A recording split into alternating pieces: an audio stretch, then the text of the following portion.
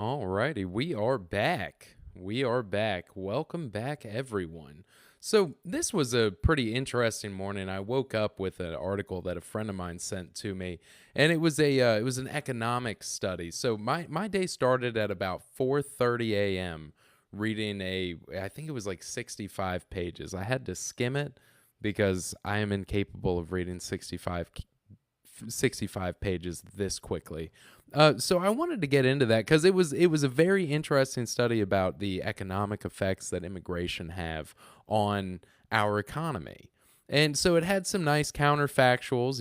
This friend of mine, he does a very good job testing me and trying to make sure that this is the highest quality show that you can imagine. So we'll get into that a little bit later. I have a couple great stories today about the Virginia legislature and all this fun stuff coming up. So before we get started, just make sure you follow Vince versus Everyone on Facebook. We are very close to 2,000 followers, and I'm embarrassed. 3 days in a row, I'm begging you guys, please get me over the line. Share this show with your friends. I wouldn't necessarily recommend telling your coworkers. Maybe if you own your own business, you can tell your coworkers. But yeah, tell your coworkers, and it's if they can't catch the show live on TikTok, you tell them that's no big deal. You just go on over to Facebook or YouTube or even Rumble, and you can catch the live show afterward. You can catch it not live and still comment there and still be part of the conversation, because even if you text me at 4:30 in the morning, I'm still going to talk about it. That's not even on the chat. Like, that's just completely private. So anyway, we'll go ahead and get started here. The first thing I wanted to talk about was this case out of it was Lancaster, right? Or I'm sorry, Spotsylvania. The Lancaster case is coming up. So Spotsylvania, their Fifth Circuit, they had a hearing. I believe that was on Wednesday, the Curtis v. Katz case. And so this was the fifth lawsuit filed against the assault weapons ban in Virginia. But this one was a little bit different because rather than focus on the individual right to keep and bear arms, they focused on the defense that Police Superintendent Colonel Katz put up, which was that the right to keep and bear arms in Virginia is not an individual liberty, right? This isn't something that an individual person can exercise. This is a militia-tied right. And they get into that Article 1, Section 13 of exactly how they tie those two things together with the word therefore.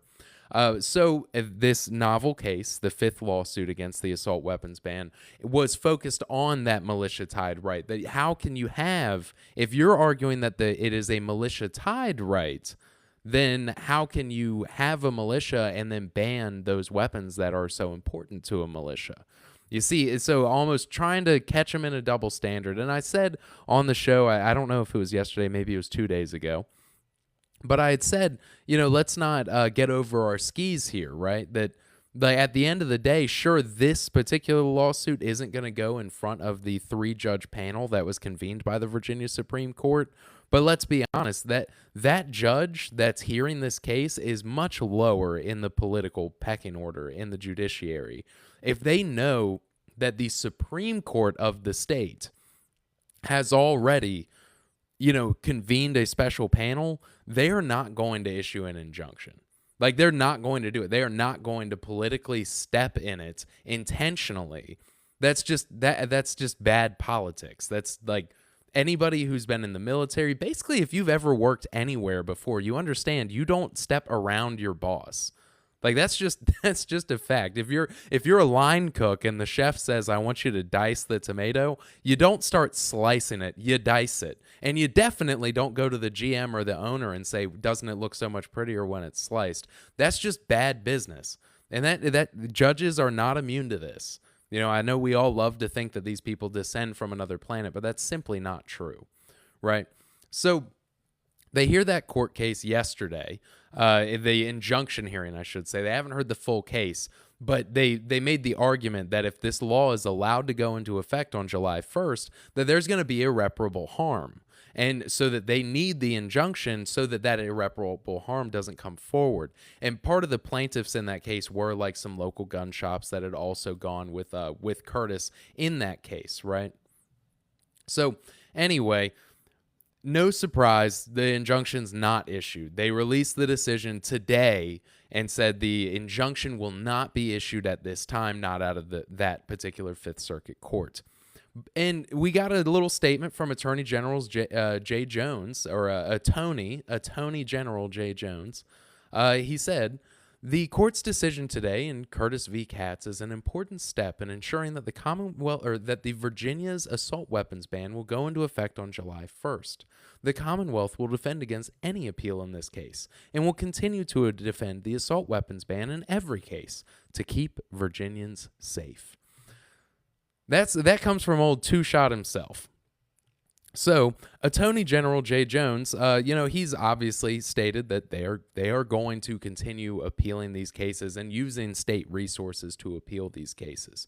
But one little silver lining, even though that injunction wasn't issued, even though the injunction itself was not issued from that court, which was something you could expect if you watch this show regularly, one thing that was in that ruling, the court finds that the plaintiffs have established irreparable harm if the ban becomes effective and is later determined to be unconstitutional. And that's a reference specifically to the 4 years that we were allowed to have universal background checks in Virginia, which was later deemed unconstitutional because it de facto made it impossible for people from 18 to 21 to own a firearm, just because of the way that the Virginia State Police checks works. So that means any 18, 19, 20-year-old that got robbed in the meantime because they weren't allowed to, say, get a concealed carry permit, anybody who was held up in their home or otherwise, if there was something going on their property that they're unable to enforce, all of these things, from a legal standpoint, are irreparable harm. I guess it's up to you, legally and morality, those are two different things, so that's for any person to decide whether they think that that's right or wrong. But when it comes down to the way that our courts protect our rights, that is irreparable harm. And you can prove that in hindsight of that previous case. So because the judge did uphold the irreparable harm aspect of this case, even though he didn't issue an injunction, it does slightly let us sort of peek behind the mirror, right? Or rather behind the curtain. Sorry, peek behind the mirror. I don't know. Forgive me. I had an incredibly long workday today. So we peek behind the curtain, right? They're kind of letting us know that this 3-judge panel that they're putting the pressure on, right? They're not willing to step around their boss, but they are willing on principle to stand up for the rights of Virginians. So if just giving this a generous read, giving this judge's decision the most generous read, he knows better than to step around his boss. But he does make it clear his boss has a duty to help, right? The Virginia Supreme Court, this 3-judge panel, they have a duty to help, and he even puts a timeline on it, that July 1st date, that effective date. So this, to me, it's hard to figure out how a judge's decisions are going to go. Oftentimes, if you watch live court cases, you will get terrible, terrible upsets, like we saw a couple months ago during the case of the Rich Neck School vice principal, just getting tossed literally at the last second after getting absolutely clobbered throughout the entire proceeding. But anyway, we will see on June 25th, the Virginia Citizens Defense League and Gun Owners of America, they have a case that is part of that 3-judge panel, and it's going to be held in Lancaster County courts.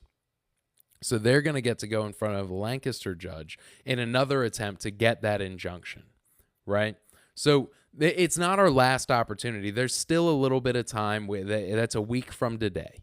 We can hope, they have that hearing on, I guess that'll be a Thursday, yeah? So they'll have that hearing on a Thursday, hopefully Friday afternoon, or maybe on Monday, probably, because legal briefs they tend to be very long.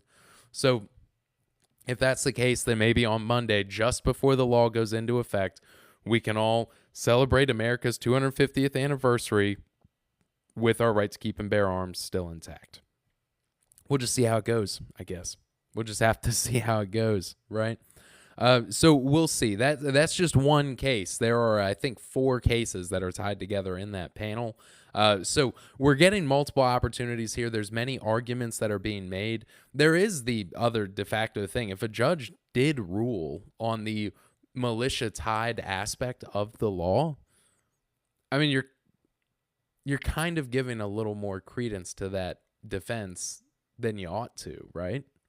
I mean, I guess I could be wrong. I'm not a lawyer, but if you give that any room, like, if the judge just dismisses that out of hand, like, no, militia tied right, get out of here. That was clearly not the intention at the time that the law was written. Well, then that's easy. That's an easy one, But but if you start giving way to this argument, if you start actually letting people argue these things, then you're giving them a little more credit than they're owed, I think, personally. But regardless, we do have some other great news. We have some more great news today. Corruption in the Commonwealth. And this one was kind of interesting, right? A commenter actually put me onto this story, which is great. And this was about the, that's State Senator Bill DeSteph from Virginia Beach, right? So this guy, right before this Dominion Energy wind project started, I don't know if you guys are aware of this. If you're from the Virginia Beach area, you definitely are. But they put these giant freaking windmills on the horizon, right? So you're trying to enjoy the beautiful scenery of Virginia Beach, which is, in my opinion, a very unique and beautiful beach. It's not exactly, maybe people across the country, when they think about going to the East Coast, maybe Virginia Beach isn't the first place that pops up in their mind, but it really should be, in my opinion. Because Virginia Beach is great. It's like this giant city. It's pressed right up against the water, and then you can practically walk down the street. You got the Marine Science Museum like right there. You got a short drive to the Mariners Museum. It's fantastic. I love Virginia Beach. Swayze's from there, baby, will you be my Corona and lime? You guys remember, everybody remembers Swayze, and nobody realizes he's from Virginia Beach. Pharrell has a mansion in Virginia Beach, or at least he did, and he still does something in the water out there. And, we have music. We got this beautiful, just a jumping city, like right on the water. So, it's a cool place. And if you go there during the summertime, like every day is a freaking carnival. You got people juggling fire. There's shootings all the time now, which is awful, and we don't like that. I really wish that they could get that city under control. But anyway, so this guy, Senator Bill DeSteph, right? He's a Republican from Virginia Beach. He managed to acquire this property, right? And let me get I want to make sure that you guys understand that he got this property for the London Bridge Development LLC for $1.8 million. Now, he got this. The Development Authority sold it to his LLC with a $50,000 discount. So he agreed to do a cleanup, right, on this just under $2 million property. Then the city of Virginia Beach, the city which he represents, right, they completed a, $6 million transaction for the to kind of protect the real estate encroachment near the Naval Air Station just in time for Dominion to start their windmill project, and then use his property as the storage site for these giant windmills. So I find it prudent. This lady who commented, Terry, she gave a lot of great sources from the Virginia Pilot. And she points out, like, it was more than twice as much as the city assessment. Even after his cleanup, the property wasn't valued at $3 million. And yet somehow he's able to broker a deal for $6 million with Dominion. And this is a problem. If you are a Republican, this should outrage you. Because Dominion, they have this reputation of being in deep with Democrats in Virginia. But it's a lot more complicated than that. Dominion's in deep with every politician in Virginia. And you have these guys like Bill DeSteph who run as Republicans, who maybe, on a policy level, he might have some Republican predilections. He might lean Republican in so many ways. But when it actually fundamentally comes down to corruption and just fleecing us for tax dollars, robbing city taxpayer coffers, robbing money out of his district to transfer it into his own pocket, that is the graft that every politician is on right now. And going back to Jay Jones's statements about all these lawsuits, Do you think it's a coincidence right after USAID gets shut down? Right in the middle of this big Act Blue voter scandal that these donation dollars coming from overseas. So USAID is sending all this money overseas, and then all of a sudden this big Democrat donor network is receiving money from overseas and under fraudulent pretense. And then right after this is shut down in Virginia, we see lawsuit after lawsuit after lawsuit, and the state's more than happy to use your tax dollars to fund those lawsuits. And they get these attorneys from out of state to come in, and they put on a big show and they put on a big fight. And whether you win or lose, it doesn't matter because you're funneling all this money to these very political attorneys. These people also have PACs. These people also fund campaigns. These people work on campaigns. Would you be at all surprised to find out that the California attorney who got absolutely clobbered in the redistricting case, I think it was $200 million that we spent out of Virginia's tax coffers? Do you think probably a slice of that's going to come back to Jay Jones's reelect effort? You think probably a slice of that's going to go to Abigail Spanberger's PAC? Because I do. I mean, I think that that's pretty obvious. That's how these organizations work, right? So in the meantime, you still have guys running little scams like this, these little real estate scams. And you can find this even in your hometown, right? Like you should be skeptical. If the guy who's running your town or your city, if they have a lot of land holdings, that should immediately put up the red alert for you because this stuff is all over. Just in time now that campaigns in Virginia, they don't actually have to include financial disclosures anymore, at least not honest ones, right? They can't be audited in those anymore. You just have to accept on faith that what they're putting in their financial disclosure is roughly accurate. Because that's as good as it gets anymore. This is what happens when you have people who make a career out of politics. Which just brings an interesting bit of fun news, just to segue into our next story on a national level. I don't know if you guys know this. Stephen A. Smith is 100% running for president. I've been looking at this for a long time. This guy has done he's done everything to prove that he is like a socially moderate individual. Don't get me wrong. He's willing to go into racial dynamics and racial issues here and there. But at the same time, he's kind of calling balls and strikes in a strange way. So on his show, he was told by they had Joe in New York, right? Calls in and says, "Hey, Stephen, congratulations for being the latest black person to be called low IQ by President Trump. It's a long and distinguished list of people." And this is easy bait, right? It's easy for anyone. A black man getting called low IQ by the president, you can cash in those tokens right now. You can play that victim card immediately. You're live on air. Let's go for it. And Stephen A. Smith doesn't take the bait. He does not take the bait. He says there's plenty of white people that he called low IQ too, and I'm not going to fall for that. I'm not saying you're trying to. You're not doing anything wrong, Joe. You're not inaccurate. But he's also accused a lot of white people of being low IQ as well. Let's not use that as a reason or cause to engage in the racial dynamics of the situation. I'm not taking it in that way. I don't think that Donald Trump does this to black people and not to white people. I think Donald Trump does this to anybody and everybody who's anti-Trump. He don't give a damn what color, ethnicity, race, or group you're associated with. He could care less. If you're not pro-Trump, you are his enemy, and he treats you like it. That is what I believe. Bill Maher is also on a similar thing recently of just like, dude, I'm tired of the TDS stuff. I'm just going to play it straight. I'm a regular Democrat. This is just a man. We can have disagreements politically, but I'm not going to take the TDS bait. And right now, the Democrat Party, people talk about Trump's approval rating collapses. The Democrat Party as it exists is somehow worse than Trump in the approval ratings. It's unbelievable. And it's people like Bill Maher or people like Stephen A. Smith that are trying to get the freaking train back on the tracks right now. And obviously the guy's got a really big show. I've been on a hot streak with some of my predictions. I believe that this man will run for president because there's not really a leader in the Democrat Party right now. Like, you can't point to one person and be like, that's the guy. He's the one setting the marching orders for the Democrat Party. It just don't exist. For a little bit, it was kind of Pelosi, but we don't hear about her anymore. She gone. AOC, I just don't think she's been around long enough.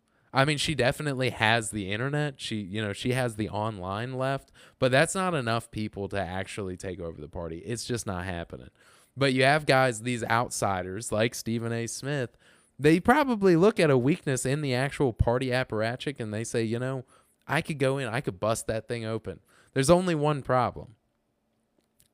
The Democrats haven't had a real primary election since like 2008. And even still, depending on who you ask, like Obama was like an inside man that they were like kind of pretending like he came out of nowhere.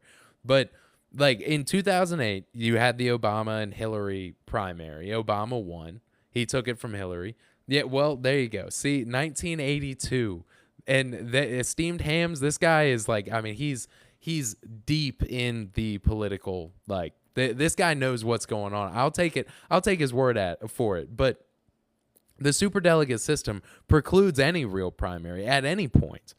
So 2008, Obama and Hillary, Obama wins. And he wins running on like kind of splitting the baby. He runs on like a very conservative idea about immigration policy. Why chase around illegal immigrants when you can just arrest business owners? I think he said a business owner has more probability of getting struck by lightning than they do getting arrested for employing illegal immigrants in this country.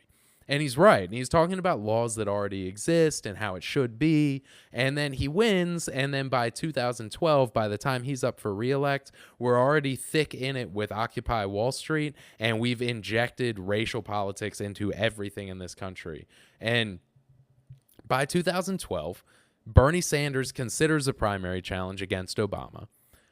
He didn't like that Obama didn't fulfill a lot of his promises when it came to various different things. He thought Obamacare was a failure. He thought that the way that Obama did not enforce illegal immigration, the way that Obama was not actually fulfilling his immigration-related promises, Bernie was incredibly motivated by this issue in 2012. He had a CBS interview where he said open borders was a Koch brothers conspiracy. He said that it was a Koch brothers proposal that the Republicans were allowing so much illegal immigration into the country. That was Bernie Sanders' position, that we needed to close the border and protect American labor.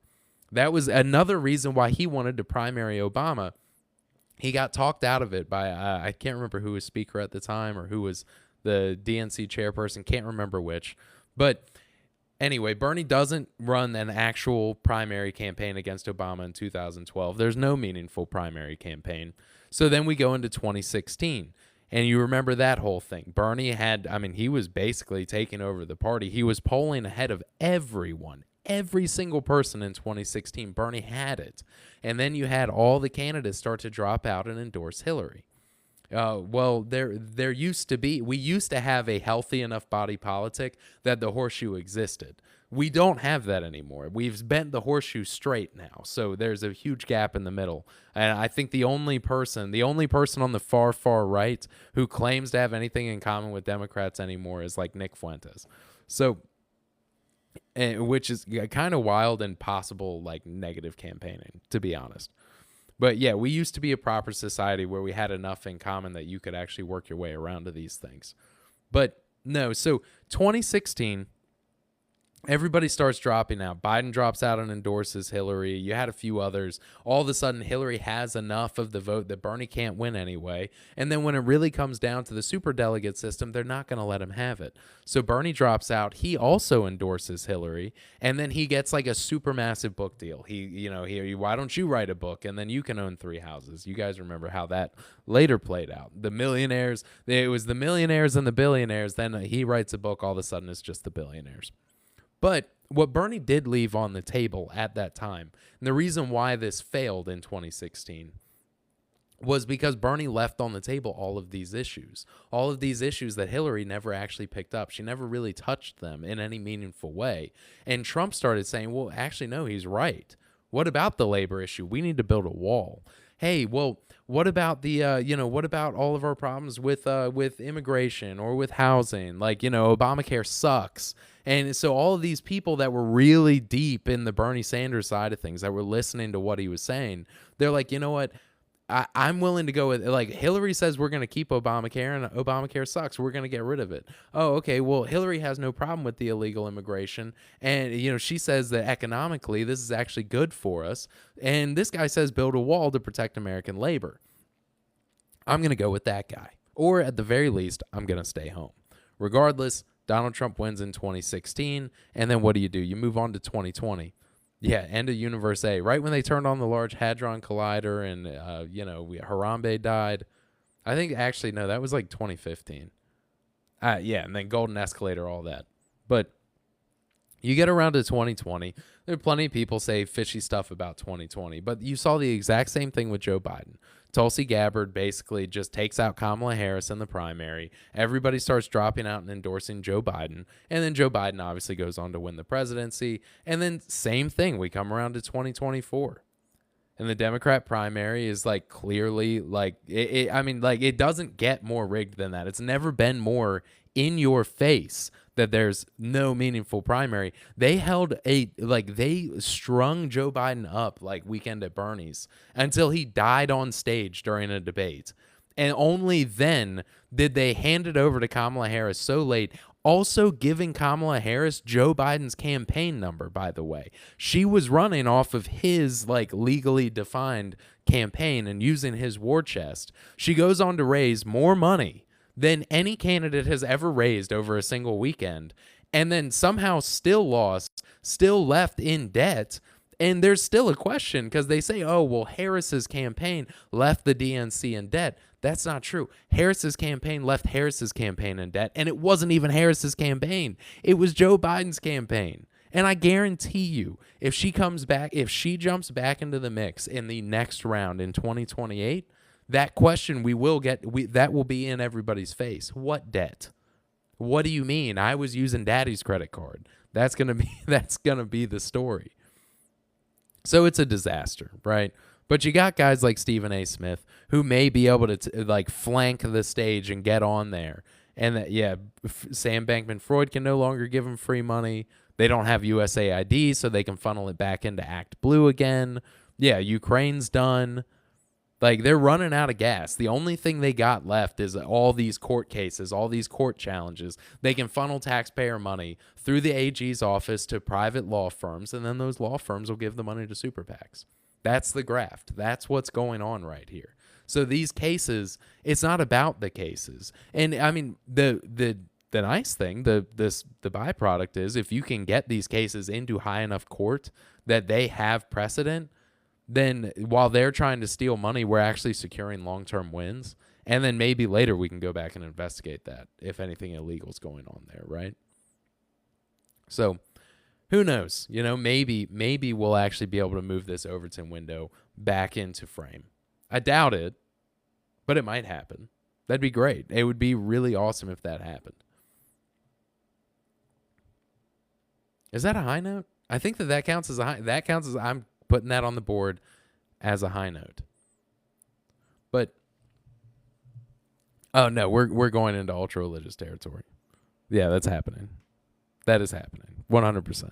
I don't know what to tell you. We can part ways later. If the Overton window starts sliding back the other way, then later you and I will find where our differences are. I mean, I'm not really into a theocracy. The Catholic Church already has its own sort of thing going on over there. I don't really need it to be fully integrated into the government. That's just my preferences, though. I mean, who knows?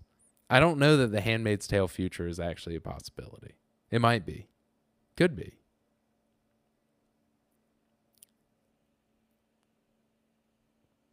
I don't know.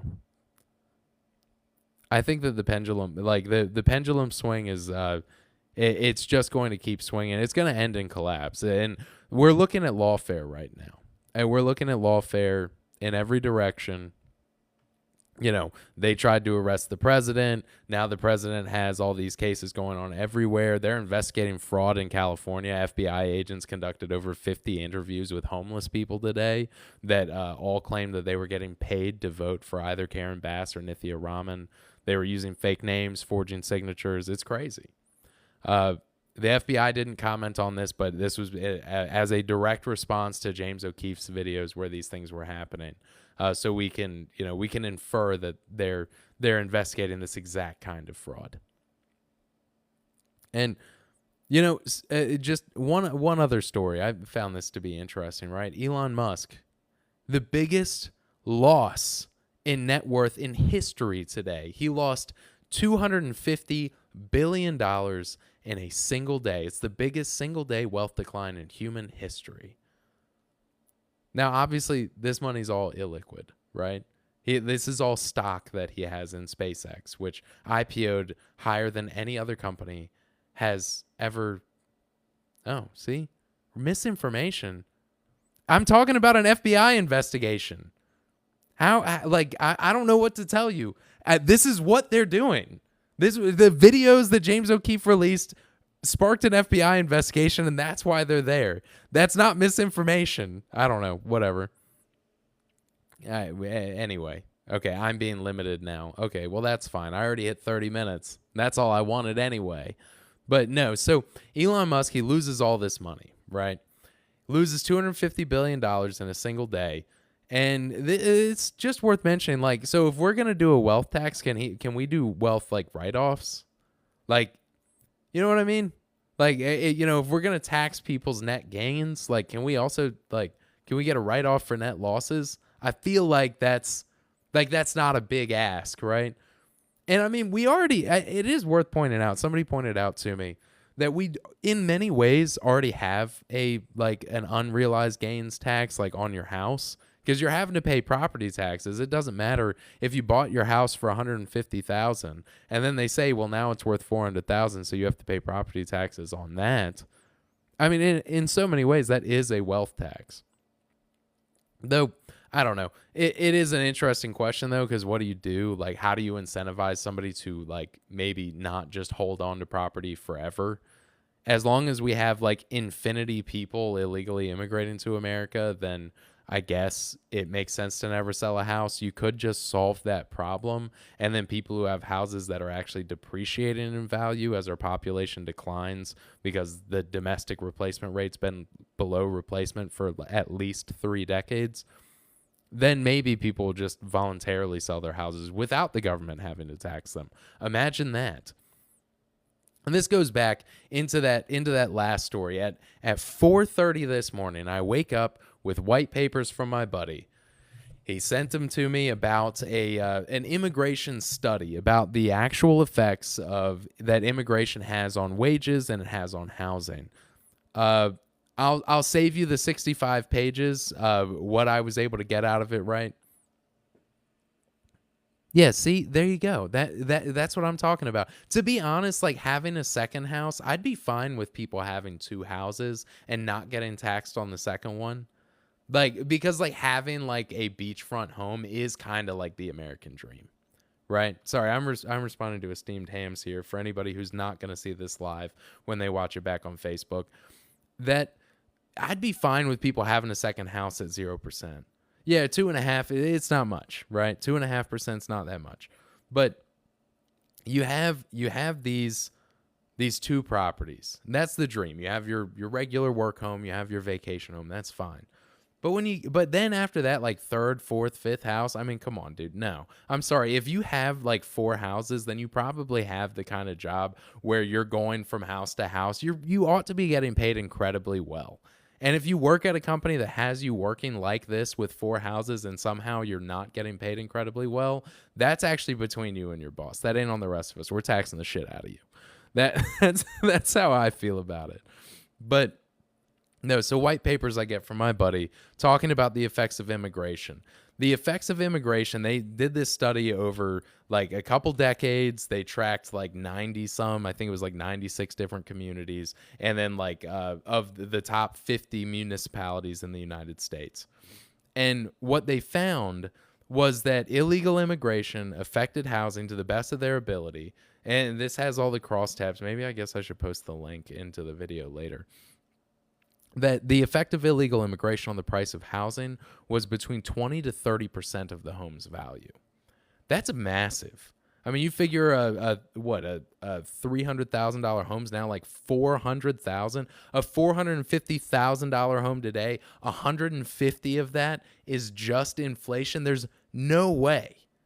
Except for, I mean, I'm not the economist here. You know, I did not conduct my own economic study. I just saw what was literally obviously happening and then just started talking about it without the data, because you actually don't have to be a brainiac to understand how these things work. If you have a simple concept like an elementary schooler's understanding of supply and demand, you don't actually need a giant study to tell you all of this.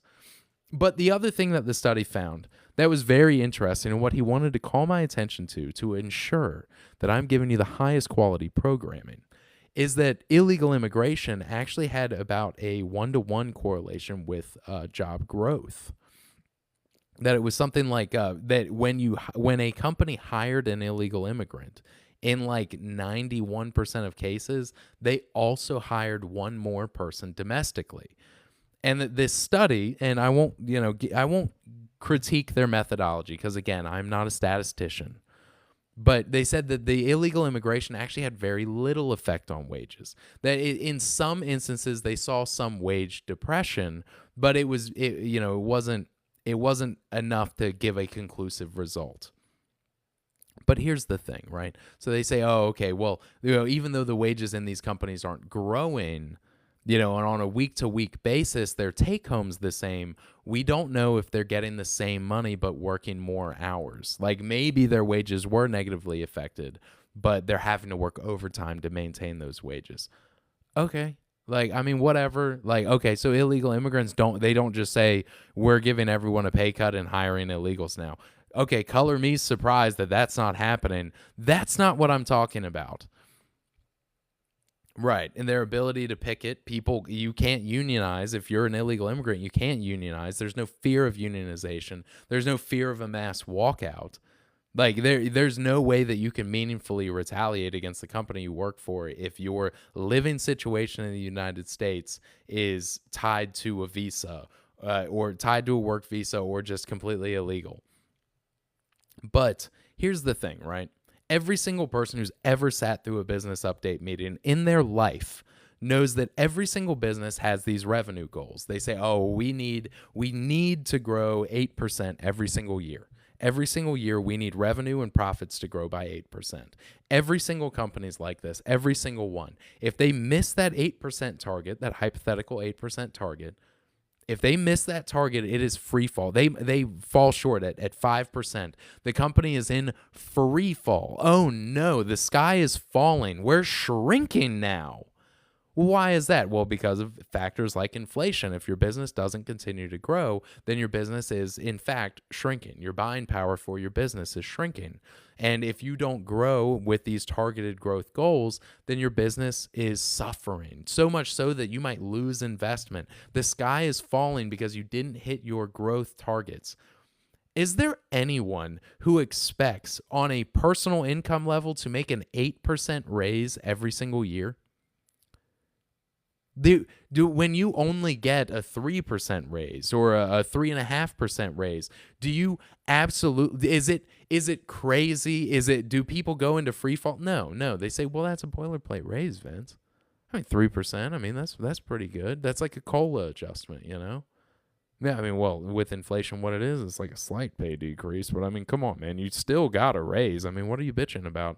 And it's like, hey, dude, I got a life. I got a family. I got all these things that I want and that I want for my family, the kind of life I want to provide, or my financial goals. And maybe I set for myself at the end of last fiscal year, I actually set myself a 6% growth goal. And if I fall short at 3.5%, then I'm going to throw a huge tantrum and start talking about, cutting the budget and figuring out how to be more efficient with our grocery spend. Me and my wife are sitting down crunching the numbers, figuring out how we're going to maximize next quarter. That's not happening. Because if a company doesn't hit their growth goals, the sky is falling. But if you don't hit your growth goals, everybody tells you to shut up. And so that's unsustainable. That's why people get bitter. That's why people get angry. That's why people check out. That's why so many people become Marxists now. And I mean, that's a fact. You can go back, you can read writings from people like Henry Ford, and they write about, wanting to invest in the community and improve the quality of life for their employees. Hey, we want to open a factory in this city because it's cheaper for our workers to buy houses there as opposed to townhomes or apartments. So we want to open a factory here, and yeah, our factory will be bigger because the cost per square foot is smaller, but the actual goal is improving the lives of our employees. And he dozens of essays. Ford wrote dozens of essays exactly like this, where he explicitly states like, hey, we're trying to improve the lives of our employees in meaningful ways, and here's how we can do it. And then like he'll go on and on and on, and then like kind of bury the lead. He'll be like, oh, and by the way, this is how we justify it to investors. And, maybe the whole brochure is just amazing PR that lasted like 100 years. But like this used to be the way that CEOs thought and talked. And they understood that like, hey, if we start getting bottom dollar employees, we're going to suffer like other weird consequences. And if we're not investing back into these communities to make the quality of life better, then our company in so many ways, like our community will suffer. And that's wrong on a Christian level. But then like meaningfully, like our company could suffer too. It makes a lot more sense to just take care of people, and it's going to be impossible to measure all of the dividends that this pays. And like, here's one way you could measure it hypothetically, but like, that's not really the goal. The goal is to make a life that people like feel like is worth living. This was a man who rejected Malthusianism at its core, at its base. And yet now, 100 years later, like Thomas Malthus is basically, he basically wrote the playbook for everything. We're going to move people into swamps, and they are either going to get sick and die, or they'll make the land arable, and they'll have earned their own place in the world. That was from Thomas Malthus's 1889 essay, I think. This man wrote several essays. Don't teach poor people how to properly wash their hands. Because, they'll either die of dysentery or they'll, only the smartest ones will survive, the ones who figure it out on their own. And then you have things like, when it's like, oh, hey, should we teach, abstinence-only education? Or are we going to tell people about condoms that have, only a 98% effective rate, and they're probably going to have sex at least 99 times this year? You know what I mean? You could tell people, hey, maybe the best, most ordered thing you can do is to, save yourself for marriage, and then... Yeah, right. Not in my house. Okay, yeah. But you can tell people hey, the best thing, the safest thing you can do is save yourself for marriage. It'll mean more for you and your spouse. And hey, guess what? There are also all these things. And sure, there are other things you can do. You can go get yourself checked regularly, see your doctor regularly, have regular physicals. You can use these prophylactics and other things. Or you could just take care of yourself. There is that, and if it means a lot to you, if your urges are, or make that a desire, well, then you should translate that into finding a woman that you love and then committing to her for the rest of your life. That's, maybe if we had a society that was more ordered like this, we wouldn't have all these problems. I'm not saying the root of all of our problems comes down to the sexual revolution. That is what I'm saying, but it's not the point that I'm trying to make. Anyway, so I managed to rant the last 13 minutes. Yeah, exactly. But yeah, NIMH. Oh, that's funny. I thought that was not in my house. I thought that I thought that Esteemed Hams was having a visions of fatherhood. That ain't happening here. No, he was talking about the National Institute of Mental Health, just for clarification. But no, so there's a more ordered way of thinking, and this is on a personal level. But, I know you said the thing earlier, Hams, about you don't want to live in some religious totalitarian state, and neither do I.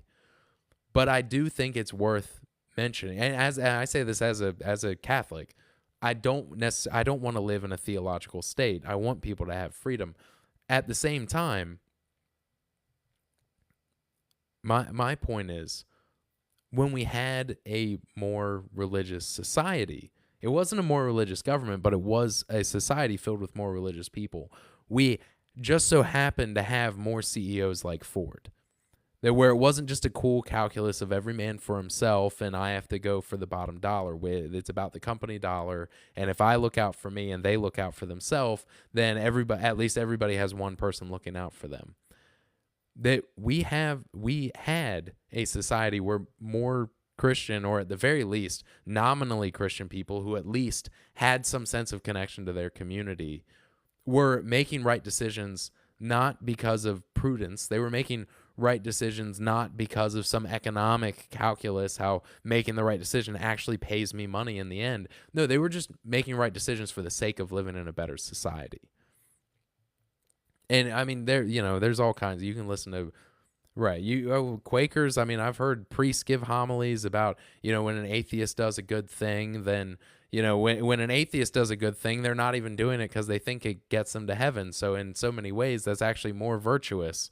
And I guess, sure, I guess, but at the same time, I just want more nice things to be happening, regardless of anybody's motivation. Not that they're putting it in a piggy bank to go to heaven. I don't think that when I go do a nice thing either.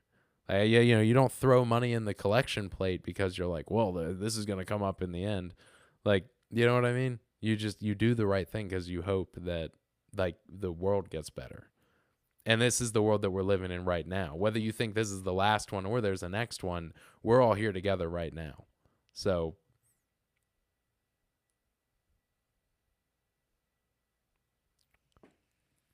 the evolutionary development of ethics is a cool paper from the 70s. Cool. I'll have to check that out. All right. I think I ended it on a high note. I ranted for 15, 16 minutes and still managed to end it on a high note. I think we're going to call that a night. I'll see y'all next week, probably. I don't know. Maybe if something crazy happens over the weekend, I'll go live in my car again. It was weird, but I figured out how to do it. So anyway, I'm always here for you. You guys aren't always here for me. Unless your name's Esteemed Hams, you're mostly always here for me. But you don't have to feel bad. You can make it up to me. If you feel bad because you're not always here for me, you can always check out these shows on Rumble, YouTube, Facebook. Leave a comment. Keep the conversation going. And if you still feel bad, go ahead and tell your friends. Tell them to go follow me on Facebook so I can hit $2,000. If you do that, we'll call it even. Thanks. Thanks for watching. Thanks for listening. Good night.